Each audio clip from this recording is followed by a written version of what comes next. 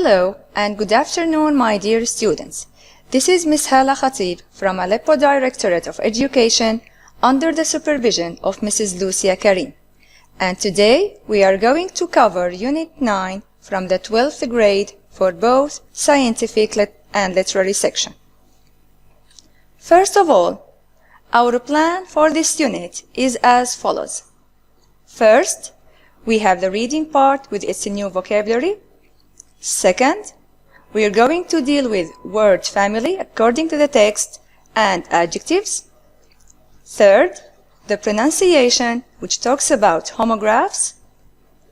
Then we move to grammar, which is about paired conjunctions. After that, the everyday English part, which is about accepting and declining offers. In the end, we have listening and writing skills. Okay, let's get started with reading. So the unit and the text are entitled as Citizenship. As a beginning, look at this picture. Imagine you awake alone on the beach of an unknown country. You cannot remember how you got there or where you have come from. Now let's consider these questions. What are the first things you need to do to survive? What rules might this foreign land have about newcomers' arrival? You cannot return to your home as you do not know where it is. Why is it important to become a part of this new society? You have no idea what problems might this cause. So what is a citizen? Take a guess. A citizen is a person who does good deeds, someone involved in politics, a member of a community with rights and responsibilities, or just an adult? Of course, the answer is C, a member of a community with rights and responsibilities. So, what is citizenship? It is the state of being vested with the rights and duties of a citizen. Vested like to be given the right, the legal right. Also, it is the character of an individual who is viewed as a member of a particular society. Where did the concept of citizenship first arise? It first arose in towns and city-states of ancient Greece. It disappeared in Europe during the Middle Ages, and then it crystallized in the 18th century. Is the concept of citizenship static? Static means fixed. The answer is no, it isn't. The concept of citizenship has never been fixed or static, but constantly changes within each society. Citizenship has varied considerably throughout history and within societies over time. Now, what aspects does citizenship refer to? It refers to family, military service, individuals' freedom, ideas of right and wrong, paying taxes, and how to behave. So all these are aspects of dealing with citizenship. Although Syrian citizenship provides many rights like education, freedom, protection, and legal rights, it also involves many responsibilities that are voluntary as well as obligatory. You can see from the third picture, the job or the action on the right is voluntary, whereas the one on the left is compulsory, the meaning as obligatory. So, who protects the rights of the individuals? The Syrian government protects the rights of each individual regardless of their background or culture. But what are the responsibilities of citizens? Every Syrian citizen must obey state laws and pay the penalties when a law is broken. Penalties are a punishment for breaking a law. All citizens must pay taxes in one form or another. Now, why do some people pay penalties? When law is broken, people are to pay penalties. For example, when speeding, they should pay a fine. Whose responsibility is it to instruct about good citizenship? It is the responsibility of citizens to pass along the importance of good citizenship to future generations by teaching their children how to obey the law and by instructing them on Syrian history, values, rights, and responsibilities. Does the nationality law give Syrians the right to abandon their Syrian nationality? Abandon means to leave forever. The nationality law does not give the Syrians the right to unilaterally abandon their Syrian nationality. Unilaterally means from one side without the agreement of others.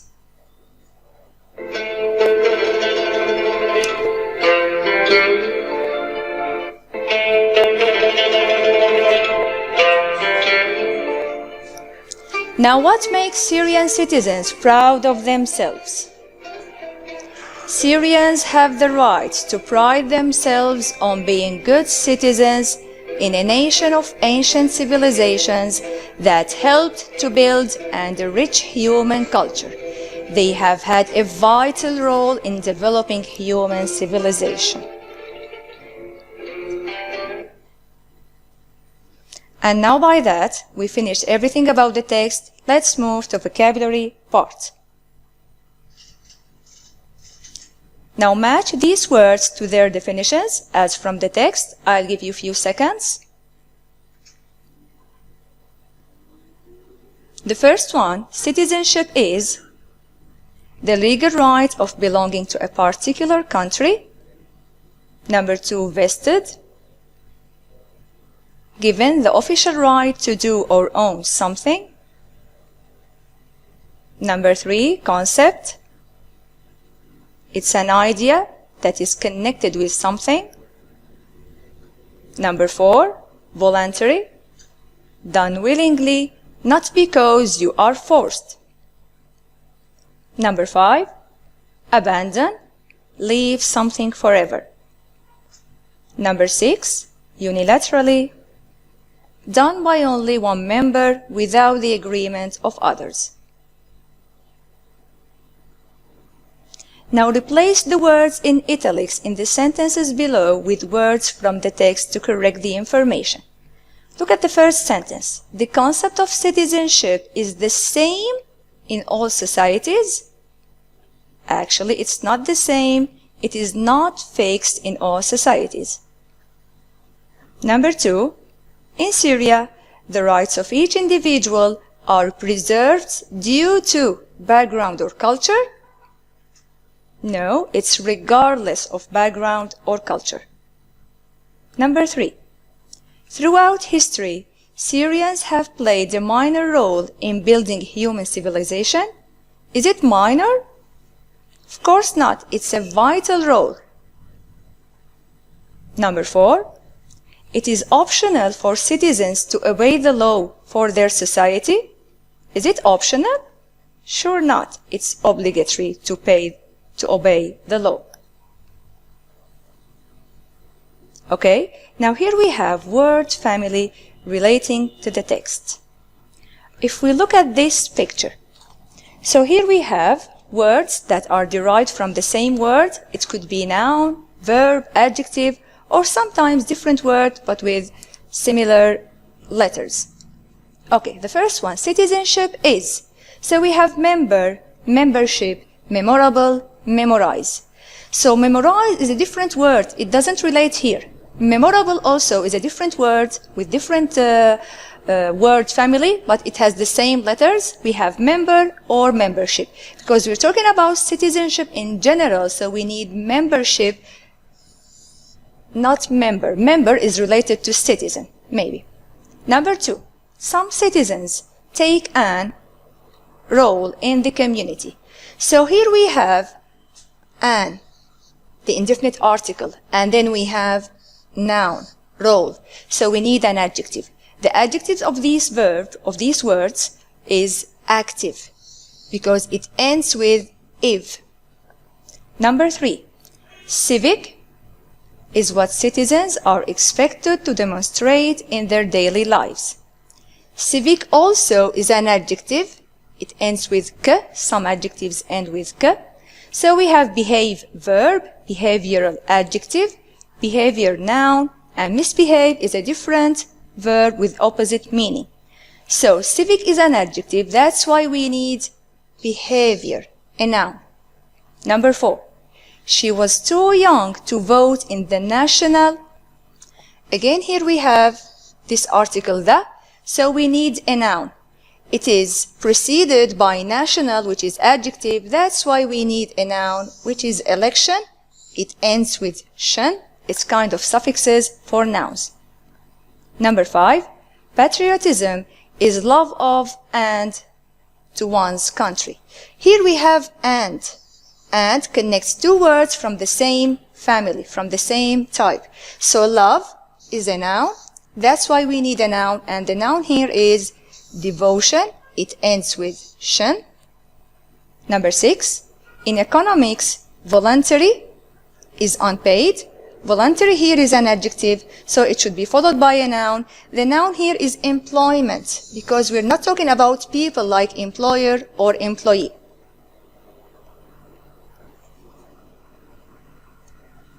Okay. Now, talking about the adjectives, we have two kinds of adjectives here in this unit. Adjectives followed by prepositions, such as these examples. The first one, afraid of. I'm afraid of spiders. Number 2, angry with. Layla is angry with her little brother. Number 3, keen on. He's very keen on chess. Number 4, brilliant at or good at. Mike is brilliant at math, or Mike is good at math. Next, busy with. Tom was busy with his work. The next one, careless with. My grandfather is careless with his money. The next one, grateful for. The people were grateful for our help. The next one, proud of. The parents were proud of their child's achievement. Sure about. Are you sure about the information he has just given you? The next one, surprised by. I was surprised by her exam results. The last one, cruel to. Susie's dog was cruel to her. Now we have different adjectives. They are followed by a preposition plus ing form. When we say ing form here, we mean a noun. Example, she was sick of cleaning dishes. So cleaning here is a noun that is in the ing form. Another example, my brother is used to working at night. So working here is in the ing form as a noun.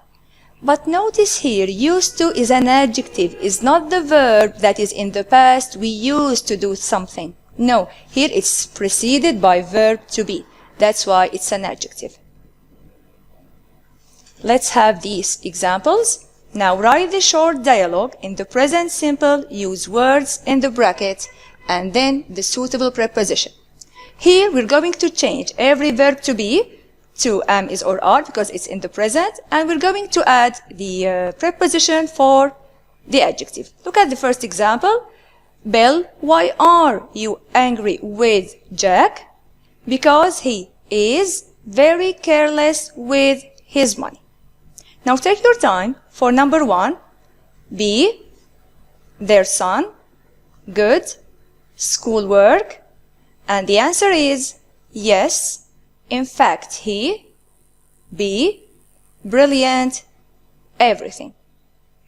So the first one, we have the subject, their son. So the verb to be is going to be is. Good should be followed by at. For the answer, in fact, he is brilliant, again, at. For number 2, we have the subject you, so it should be followed by are. And then we have, are you pleased with Anna's exam results? The answer is yes, we are very proud of her. Number 3. Why? Mrs. Jackson's dog. So we're talking about the dog. That's why it's is. Why is Mrs. Jackson's dog, Mrs. Jake's dog, afraid of him? Because he is often cruel to it. Okay. Now that was about adjectives. Let's move to different part, which is pronunciation. It talks about homographs. Let's watch this video.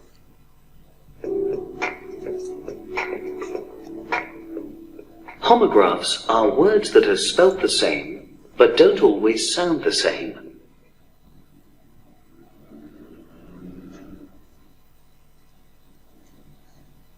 They have different meanings.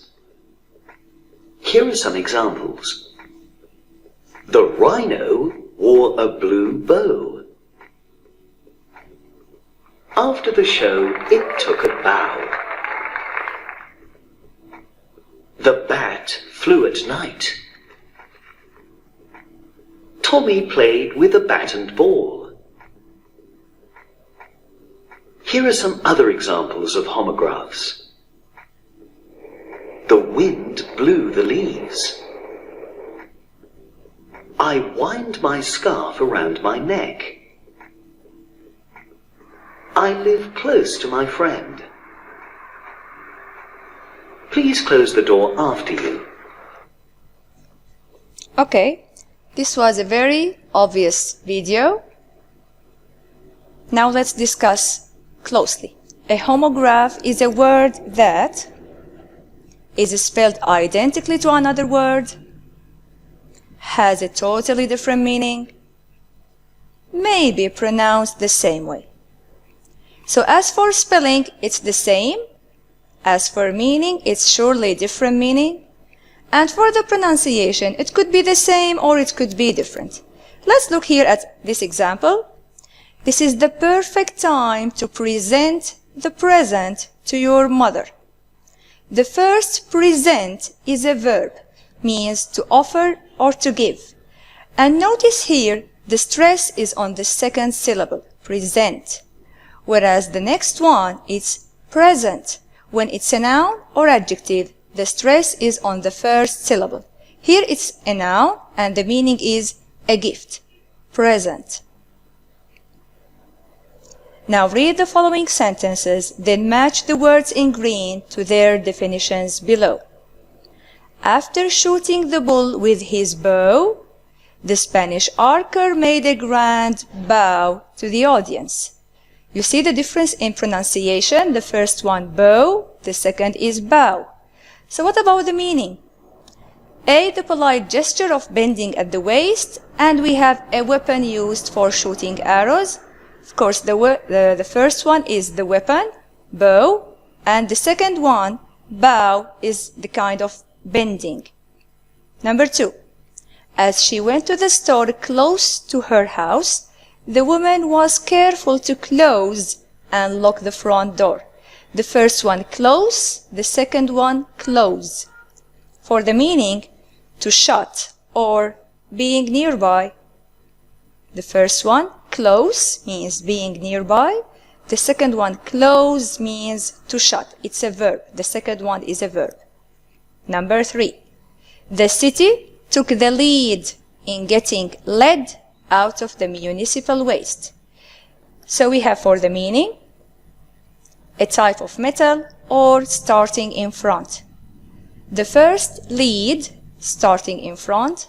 The second, lead, a type of metal. Other examples.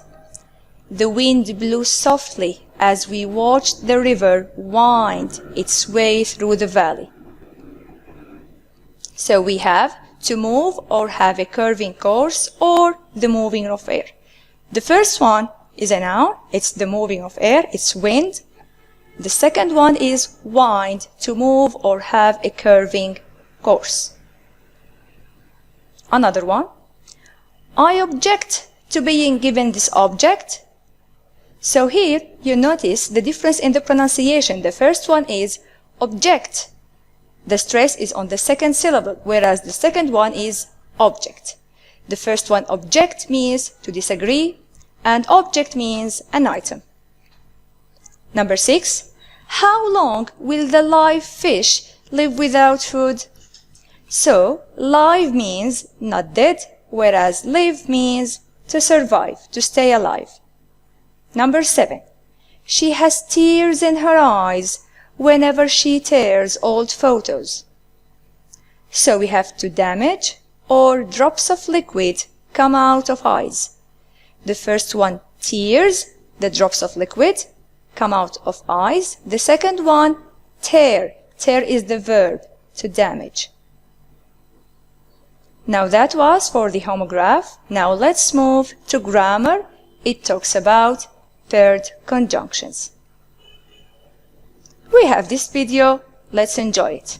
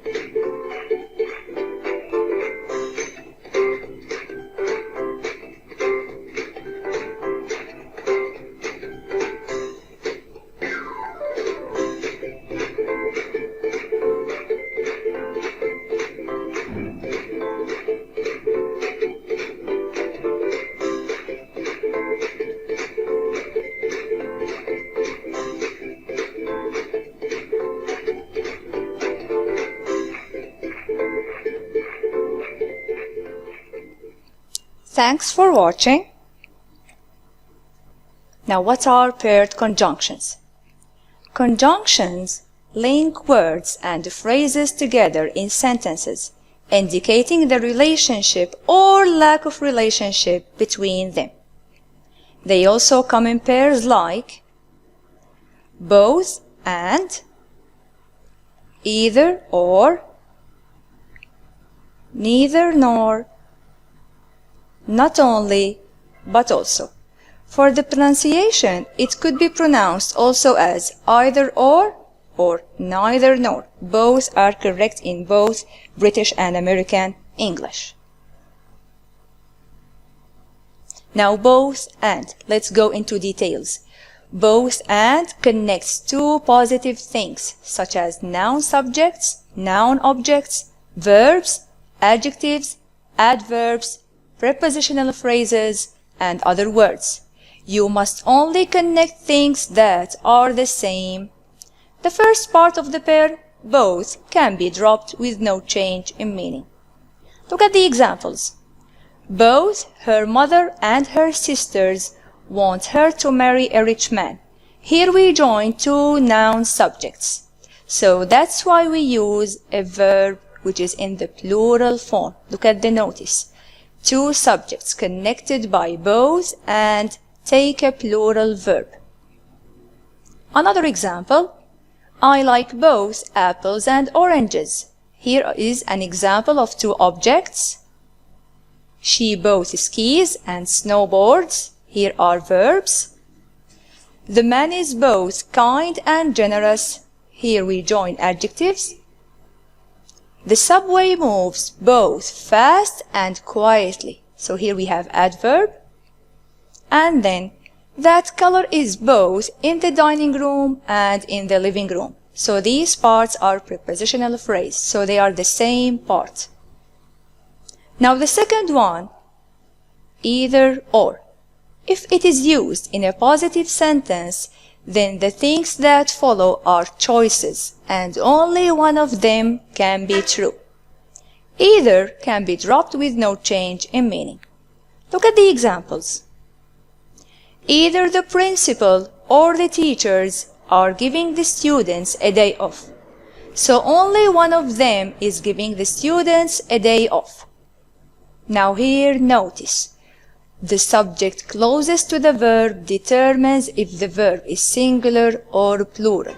Here, the subject closest to the verb is the word teachers. Teachers, plural word, so we have are. Whereas the same sentence, either the teachers or the principal is giving the students a day off. So here the principal is singular, that's why we used is. Other examples. I like either apples or oranges for an afternoon snack. I like both, but I only choose one. She either skis or snowboards on the weekends. Actually, she does both, but only chooses one at a time. The man is either brave or stupid. I don't know exactly which one. Here, the man could be both, but is only one of those. The subway moves either fast or slowly depending on the volume of passengers. It does only one of those at a time, fast or slowly. The last example, my briefcase is either in the dining room or in the living room. It is only in one of those places. Now, neither nor. Although the meaning is not this and not that, it is always used in positive sentences, never in negative ones. Examples. Neither the principal nor the teachers are supervising the students. Here we have the same notice as the one before. So, the subject closest to the verb determines if the verb is singular or plural. Here we have the teachers. That's why we choose are. The same sentence becomes, neither the teachers nor the principal is supervising the students. We have the principal is singular word. That's why we choose is. I like neither apples nor oranges. The same meaning as I don't like either apples or oranges. So not apples, not oranges. She neither skis or snowboards. The man is neither kind nor generous. What a man. The subway moves neither fast nor quietly. That color is neither in the dining room nor in the living room. Maybe in another room. Now the last part, not only, but also. This structure is used to pay more attention for the two parts of the sentences. Example. Not only did he fail math, but he also failed English. So, look at the note here. When not only starts a sentence, the subject and the verb are inverted, switched around. You have examples of inversion in the Unit 12 of your book. Another example, we like not only Syrian food, but also Italian food. Here, talking about the object. They not only travel a lot, but they also make travel videos. People consider him not only intelligent, but also very creative. Next one, she plays the guitar not only well, but also loudly. Mike made breakfast not only for himself, but also for his wife. Okay, Now choose the correct answer. Both Fred and Linda helping their friends. Here we have both and. It should be followed by a plural verb. We have either like or are liked. Are liked is in the passive form. Here we are not in the passive form. That's why we choose like. Number 2, neither Brian nor Tom. Very considerate. Here we have neither nor. The subject closest to the verb is Tom, which is singular. That's why we choose is. Number 3, either the teacher or the students planned to come. The closest subject to the verb is students. It's a plural. We have a, are, or the, have. Of course, we have here in the present perfect. That's why we choose have. Number 4, not only my brother, but also my sister are accurate in science. So, here we have not only, but also. The closest one is singular. That's why we choose either is or has. Of course, the meaning determined, we need has. Number 5, both the teacher and the student. Here we have both and, so the plural verb is necessary. That's why we choose are depending on the meaning. Another kind of these questions, we have Harry or Helen used to help Anne. So because we have or, we're going to choose either. Number 7, we should learn to accept our weaknesses but also our strength. So the first part is not only. Number 8, he listens nor advises his friends when they have a problem. We have nor. That's why the answer is neither. Number 9, he felt disappointed and misunderstood. We have and, so the answer is both. The last one, number 10, neither Richard nor John secrets. So the closest subject is singular, so we choose keeps. Now let's move to everyday English, accepting and declining offers. Read and listen to the following conversation. Unit 9, recording 9.1. Read and listen to the following conversation. Would you like some more tea? Oh, thank you very much. I'd love some. Would you like it with milk or lemon? Milk, please. Not too much. Sugar? No, thank you. No sugar. I'm trying to lose weight. Would you care for a ginger biscuit? Not just at the moment, thank you. But I'd like another piece of angel cake, if I may. Certainly. Please help yourself. You're most kind. Not at all. Okay, now by listening to this dialogue, we have would you like. Here it's an offer to give something for someone. When he said I'd love some, he accepted. But when he said no, thank you, he rejected it politely. Or he can say no, not just at the moment, thank you. The last one, if I may, it could be if you want something or if you offer something.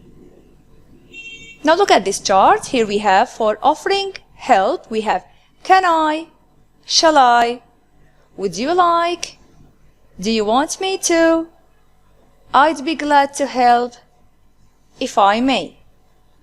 When you accept offer, you can say yes please, I'd love to. Or you can say if you wouldn't mind. You can say also thank you, that would be great. When declining offers, you can say it's okay, I can do it myself, or don't worry, I'll do it. Or you can say no, thank you, or not just at the moment. Now here, let's match the situation in A with its response in B. Take your time to read the sentences. Let's start with the first one and then guess. We need to see Mr. Jackson and his team. Shall I arrange for an early meeting next week? So the answer is, what do you think?